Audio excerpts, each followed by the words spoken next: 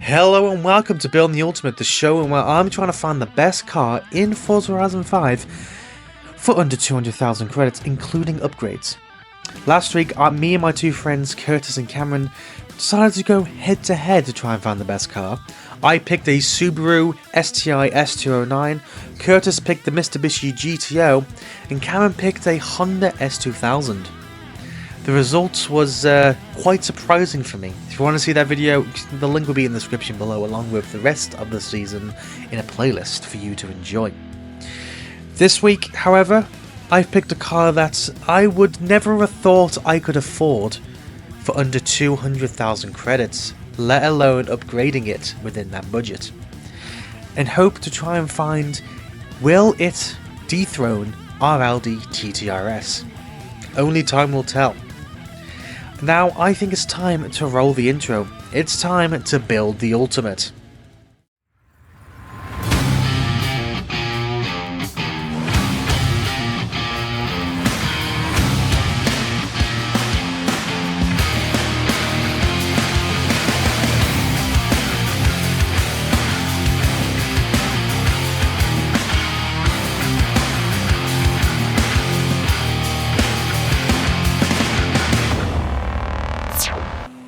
This is the 2015 Porsche Cayman GTS.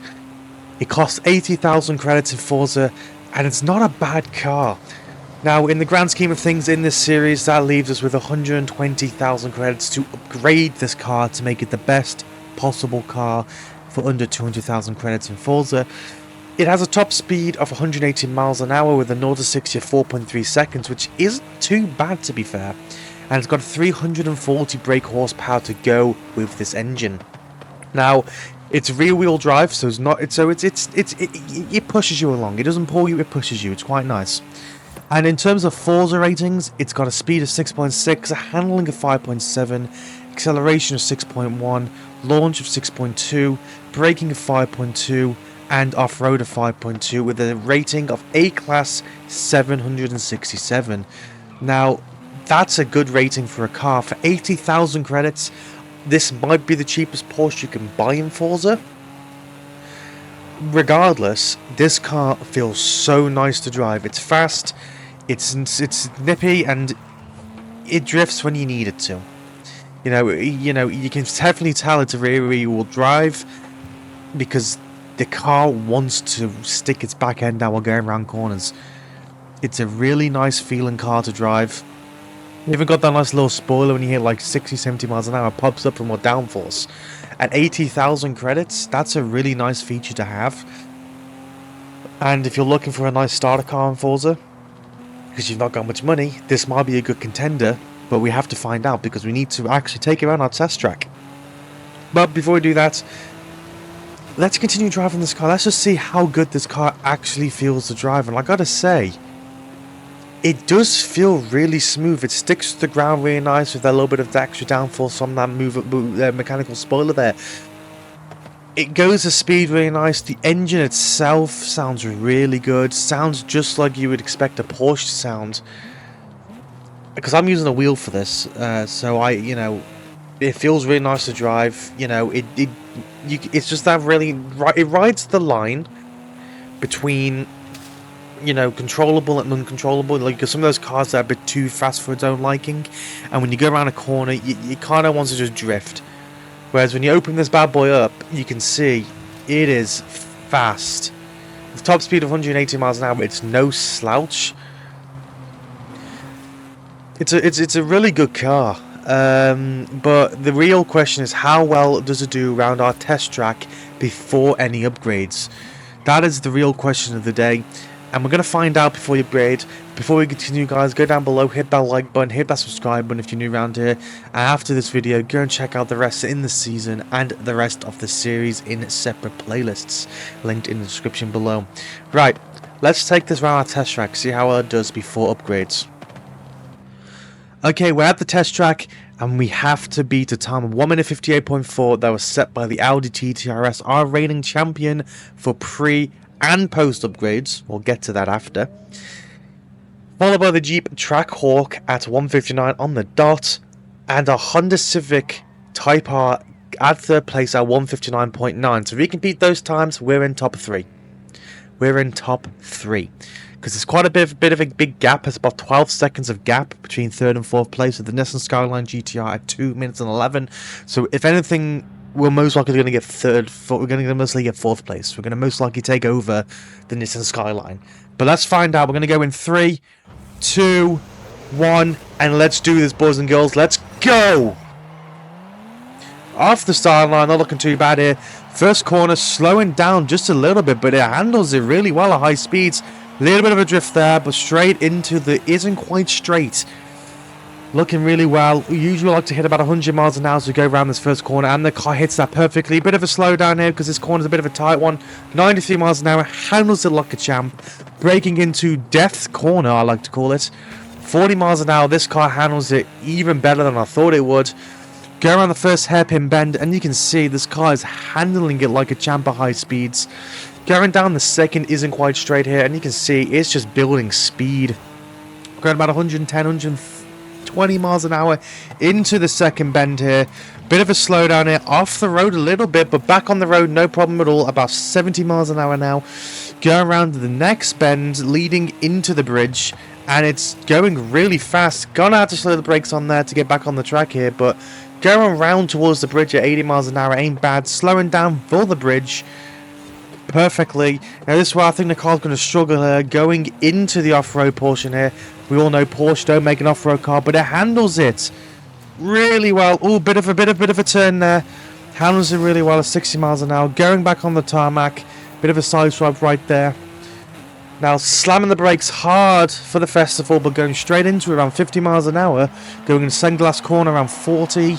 Going into the last corner here. God, this is where most cars struggle and hit the wall, but this car perfectly goes around the corner. And I was just pedal to the metal to see how fast it can go down our strip.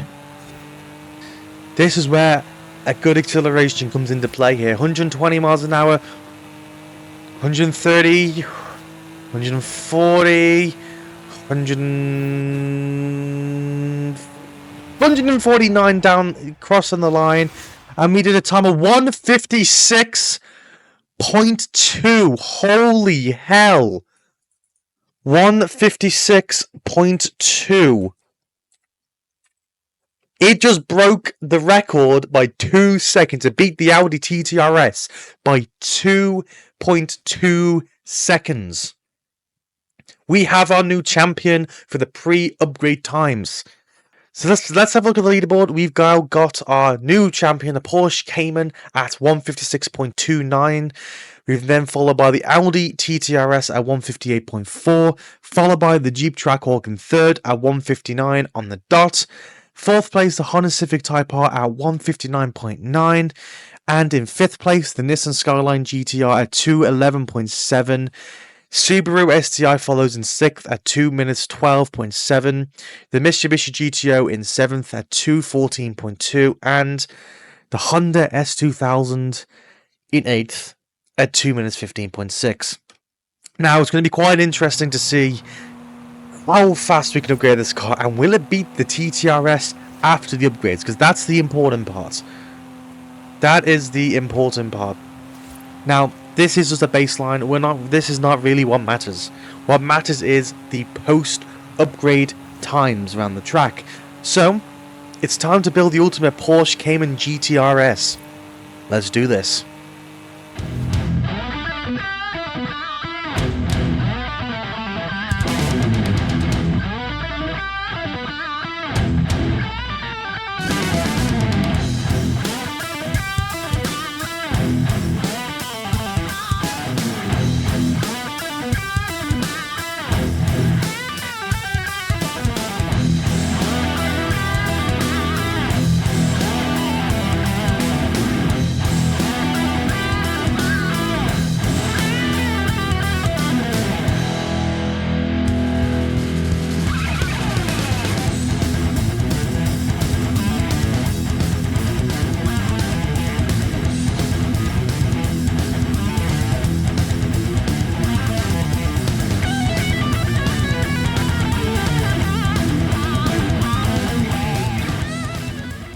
Okay, so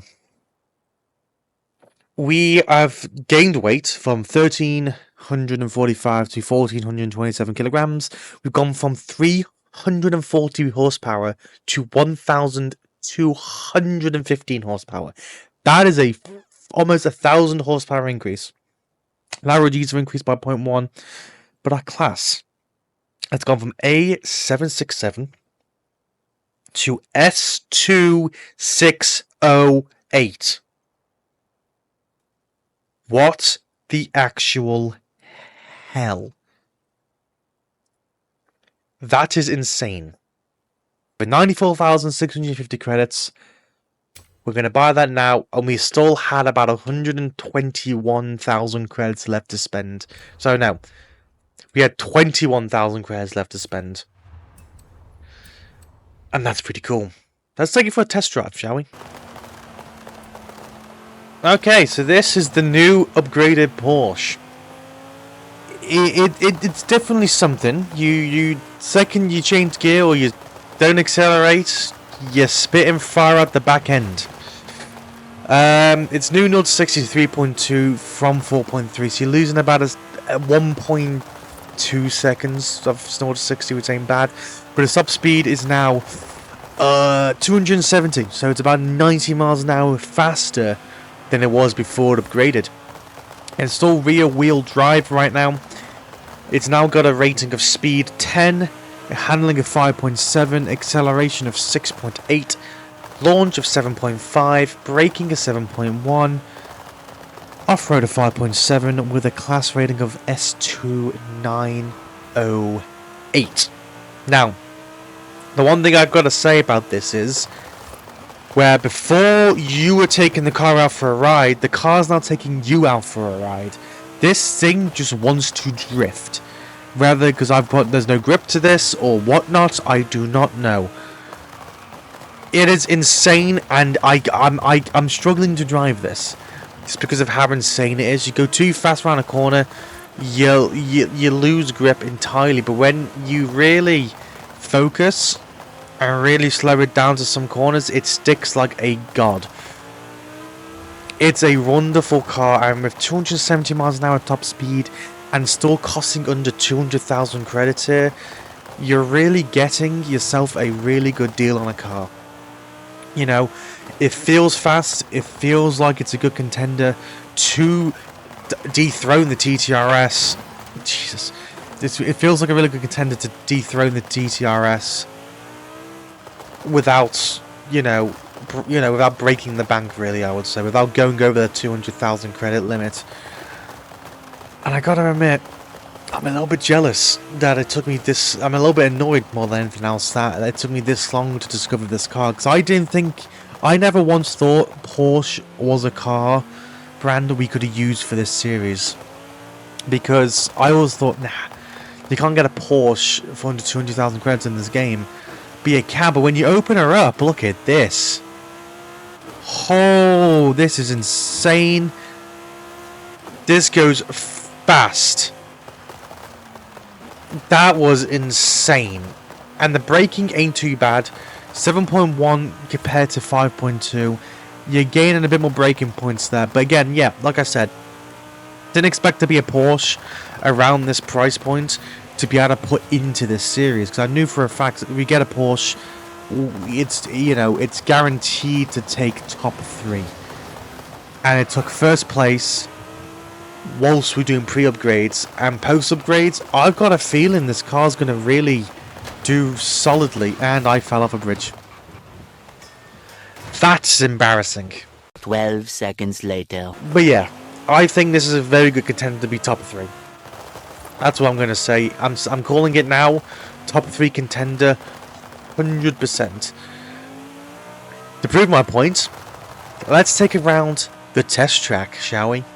It's time to find out how good the Porsche is around the track. Let's do this. Okay, we're now at the test track. Now I've got to pull the curtain back a little bit on this. So, this is my 11th take at doing the test track, and this car has been consistent. It's a very consistent car, and it's been failing terribly at, how do I put this, at the dirt track. And every single time I get back on the track, just about trying to get back on the track and continue, I usually get a time of about 2:15 onwards. So I've made the executive decision to go back to my original test track 1.0, which hasn't got that dirt path. Instead of the turn before the dirt, you continue going straight. Now, from my testings, this does not affect the times. In fact, I got my Audi TTRS at 1:37.4. So it's slightly slower than the standard track. So this is the best thing I've got, because I'm not going to DNF this car. This is my 11th take. I am not DNFing this car. All that work's gone. So we need to beat 136.9, the Audi TTRS. The leaderboard is on your screens now. Have a look. 139.9 is in first. Sorry, 136.9 is the Audi TTRS in first. The Jeep Trackhawk 137 on the dot in second, my most surprising car. And the Mitsubishi GTO in third at 141.4. If we can beat any of them scores, I'll be happy. And hopefully I can finish this race. This is going to be interesting, because good God, I've been recording now for over an hour. I want this to end. So, 136.9 to beat. Let's do this in 3, 2, 1. Let's go. Off the start line, really fast. Slowing down for these corners is important, because you don't want to stick your back end out just yet.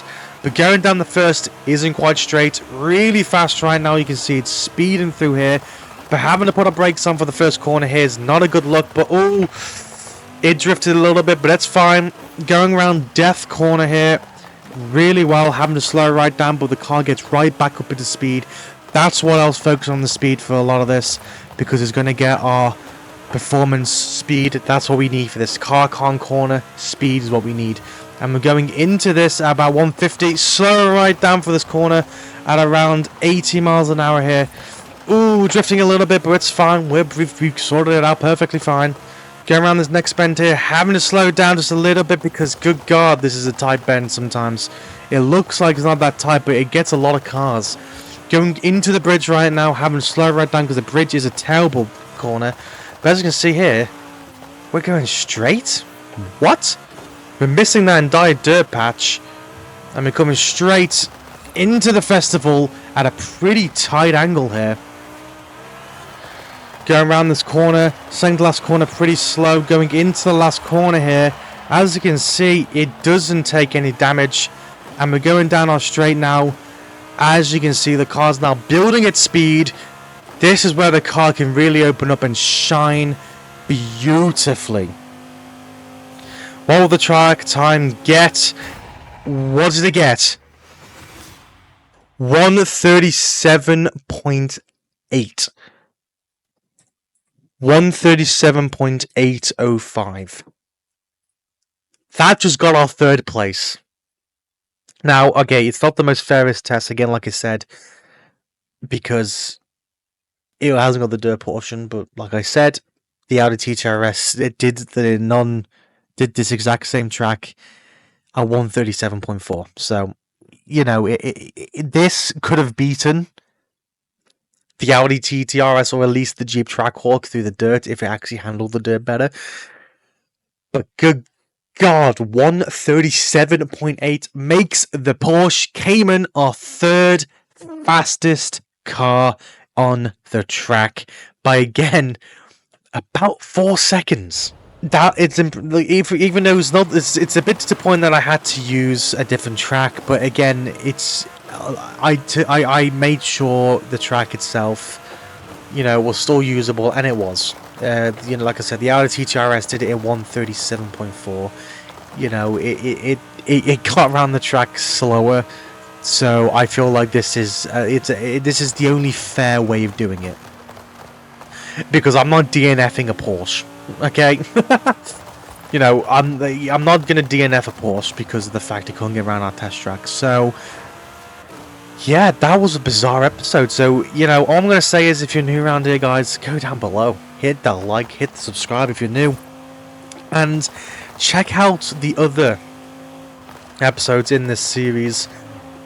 And yeah, I've got the series linked below. I've also got the season linked down below, what we've done on Horizon 5. Check that out. And yeah, guys, my name is Dylan Jones. I hope you guys have a nice day, and I'll see you guys in the next video. Peace out.